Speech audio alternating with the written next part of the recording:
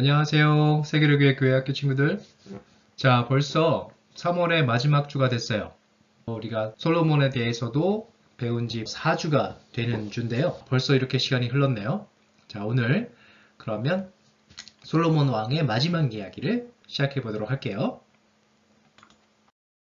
우리가 지난 시간까지 봤던 솔로몬에 대해서 잠깐 살펴보면 솔로몬은 다윗과 밧세바의 아들로 왕위에 올랐던 그런 왕이었죠. 그리고 다윗의 유언에 따라서 성전을 건축하기도 했고 또 하나님께 지혜와 총명과 넓은 마음을 받기도 했습니다. 그리고 우리가 보는 성경에서 잠언과 전도서 그리고 아가서의 저자이기도 하죠. 자, 이런 솔로몬이 끝까지 하나님의 길을, 다윗의 길을 또 따라갔을까? 좀 분위기가 좀 이상하죠? 그림이. 어땠는지 다시 한번 살펴보도록 할게요.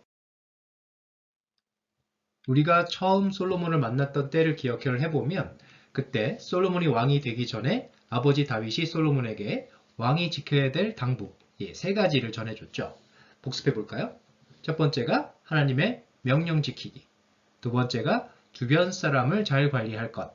그리고 세 번째가 성전 짓기. 이렇게 세 가지였는데 왕이 된 솔로몬이 이 세 가지 미션을 잘 지켜야 했었죠. 어땠는지 한번 볼까요? 주변 사람 잘 관리하기. 결과는 미션 성공이죠. 솔로몬은 다윗을 도와준 사람들에게 은혜를 갚았어요. 그리고 다윗을 괴롭게 한 사람들을 또 공의롭고 지혜롭게 다스렸죠. 그리고 다음 미션 성전 짓기. 여러분 다 알고 있죠? 미션 성공이었죠. 우리는 지난 시간에 하나님께 예배할 성전 짓기에 성공한 솔로몬의 모습을 만났죠. 솔로몬은 다윗이 부탁한 대로 성전을 짓고 하나님의 명령을 지켰습니다. 이제 남은 미션은 단 하나, 바로 하나님의 명령 지키기였어요. 과연 솔로몬은 하나님의 명령을 끝까지 잘 지킬 수 있었을까? 오늘은 솔로몬이 끝까지 하나님의 명령을 잘 지켜서 하나님께서 기뻐하시는 왕으로 남을 수 있을지 함께 알아보도록 하겠습니다. 그럼 지금부터 함께 솔로몬을 만나러 떠나볼까요?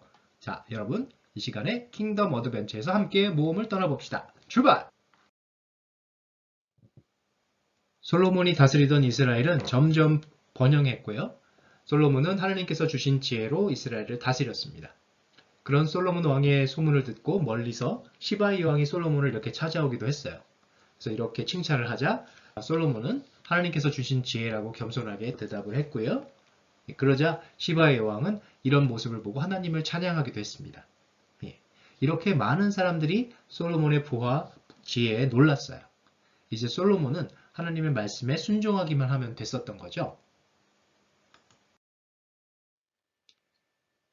하나님께서는 그런 솔로몬에게 한 가지 말씀을 지키라고 명령하셨어요. 그런 명령이 무엇일까요? 여기 나와 있죠?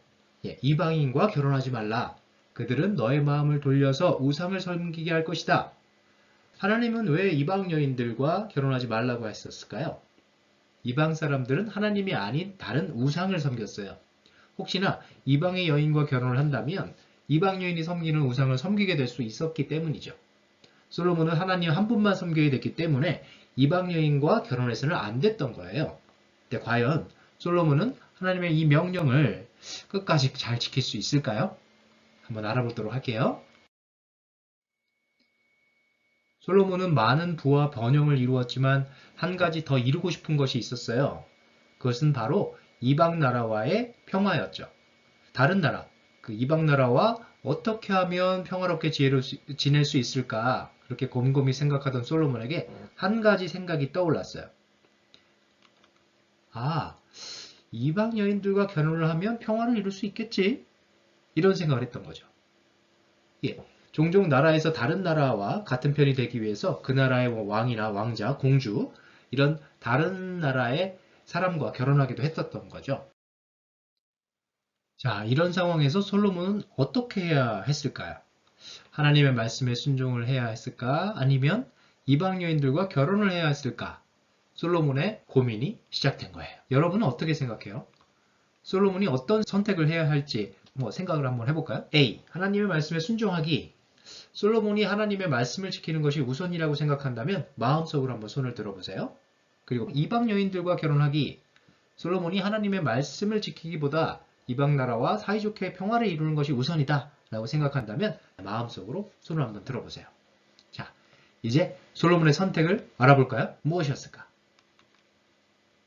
네, 솔로몬은 B, 이방 여인들과 결혼하기를 선택했어요. 하나님의 말씀을 어기고 이방 여인들과 결혼하기로 한 거죠. 솔로몬에게는 하나님의 말씀보다 이방 나라와의 평화가 더 중요했던 거예요. 솔로몬은 평화를 위한 것이라면서 많은 이방 여인과 결혼을 했어요. 그 수가 무려 700명, 그리고 또 300명. 이렇게 이방 여인들과 결혼을 하자 다른 나라들과 사이좋게 지내게 됐죠. 그리고 서로 많은 선물을 주고받기도 했고요. 그런데 솔로몬에게 그보다 중요한 건 따로 있었어요. 하나님께서 이방 여인들과 결혼하면 우상을 섬기게 될 거라고 말씀하셨는데 솔로몬은 정말 이대로 우상을 섬기게 되었을까요? 네, 맞아요. 솔로몬은 이방 여인들이 섬기는 우상을 섬기게 됐어요. 이방 여인들은 아세라, 아스다롯, 몰렉 이런 하나님이 아닌 우상을 섬겼는데요. 솔로몬은 그 여인들을 위해서 함께 우상을 섬기게 됐어요. 상황은 점점 더 심각해졌어요. 솔로몬은 하나님을 사랑하는 마음으로 모리아산에 성전을 지었었잖아요. 그런데 이제는 이방 여인들을 사랑한 나머지 감람산에 그들이 섬기는 우상들을 위한 제단까지 짓게 된 거예요. 평화를 이루겠다는 목적으로 솔로몬은 큰 죄를 짓고 만 거죠. 분명 솔로몬은 성전을 짓고 하나님의 말씀만 지키겠다고 약속을 했는데 솔로몬은 약속과 믿음이 그 우상 앞에서 다 무너지게 된 거였었어요. 하나님께서는 솔로몬의 이런 모습을 모두 보시고 마음 아파하셨습니다. 분명 솔로몬이 하나님 앞에서 저지른 죄가 정말 컸죠. 그래서 하나님은 솔로몬에게 몇 번이나 경고를 했지만 솔로몬은 하나님 앞에서 회개하지 않았어요. 하나님께서는 결국 솔로몬에게 엄청난 말씀을 전하셨어요. 솔로몬, 넌 나와 맺은 언약을 어겼다. 네 생전에는 다윗을 봐서 그냥 두겠지만 네 아들이 왕이 될 때 그때는 이 나라를 갈라놓을 거야. 하지만 다윗을 위해서 한 지파만은 네 아들한테 남겨줄게. 하나님께서는 솔로몬의 죄 때문에 이스라엘을 두 나라로 나누겠다고 말씀하십니다. 그리고 솔로몬의 아들은 그 중에 한 나라만 다스리게 될 거라고 말씀하셨죠. 하나님의 말씀을 소중히 여기지 않았던 솔로몬은 이렇게 죄를 지어서 나라가 나뉘게 만들고 말았어요. 자, 오늘 메시지를 한번 정리를 해볼까요? 솔로몬 왕은 하나님의 말씀을 잘 지켰을까요? 자, 솔로몬 왕은 하나님의 말씀을 어기고 이방 여인들과 결혼해서 우상을 섬겼죠. 참 안타까운 일이 아닐 수 없어요. 처음 시작이 정말 좋았던 솔로몬 왕이었지만 그 끝이 정말 아쉬웁게 끝나버린 그런 삶을 살던 왕이었는데요. 자, 이런 솔로몬 왕의 모습을 기억하면서 솔로몬 왕이 다윗의 당부를 모두 지켰는지 다시 한번 정리해 보겠습니다. 자, 여기서 깜짝 퀴즈! 오늘까지 만난 솔로몬의 모습을 기억하면서 아래 설명 중에 옳은 문장의 개수가 총 몇 개일지 맞춰보세요. 하나씩 한번 해볼까요? 다윗은 솔로몬에게 한 가지 당부만 전했다? 맞나요? 아니죠. 예, 세 가지였죠. 그리고 솔로몬은 다른 나라들과 평화를 이루고 싶었다. 맞나요? 네, 그랬죠. 솔로몬은 하나님의 말씀을 가장 중요하게 생각했다? 그랬나요? 그랬다면 이런 일을 하지 않았었겠죠. 솔로몬은 하나님의 말씀을 어겼다. 맞나요? 그렇죠. 그리고 솔로몬은 다윗의 세 가지 당부를 모두 지켰다. 어땠나요? 네, 아쉽게도 두 가지는 지켰지만 마지막 하나를 지키지 못했어요. 그래서 옳은 문장의 개수는 총 2개죠. 첫 번째 우리가 살펴보기로 했던 걸 다시 한번 돌이켜보면 솔로몬은 다윗의 당부 중에 하나님의 명령 지키기 미션에는 실패했어요.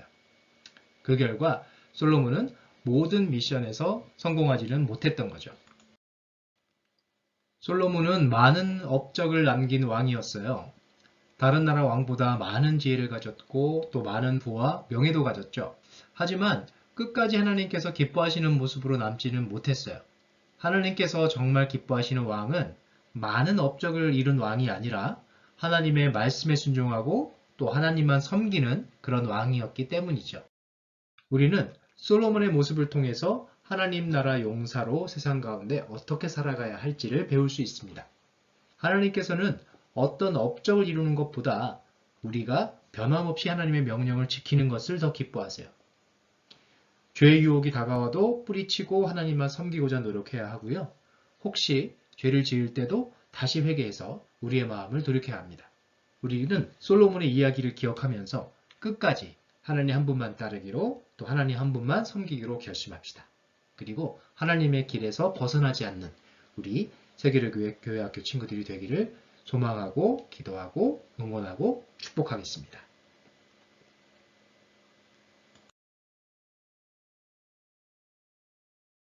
솔로몬아, 주님, 너는 내 아버지 다윗처럼 내 율법과 명령을 잘 지키거라. 그러면 다윗과 약속한 대로 내 왕자를 지켜주겠다. 주님, 감사합니다. 하지만 너와 네 자손이 불순종하고 우상을 섬기면 이스라엘을 멸망시키고 이 성전도 헐어버릴 것이다. 네, 알겠습니다, 주님. 우와, 축복과 경고를 함께 주셨네요. 맞아. 그 후 솔로몬이 성전을 짓고 하나님께 바친 이후로 이스라엘은 큰 복을 받게 되지. 하나님 말씀을 잘 지켰나 봐요. 맞아. 정말 큰 복을 받아서 주변 모든 나라들이 이스라엘을 우러러봤어. 솔로몬은 아마 세상에서 가장 큰 부자였을 거야. 맞아요. 진짜 멋져. 그리고 여러 나라에서 많은 아내를 얻었단다.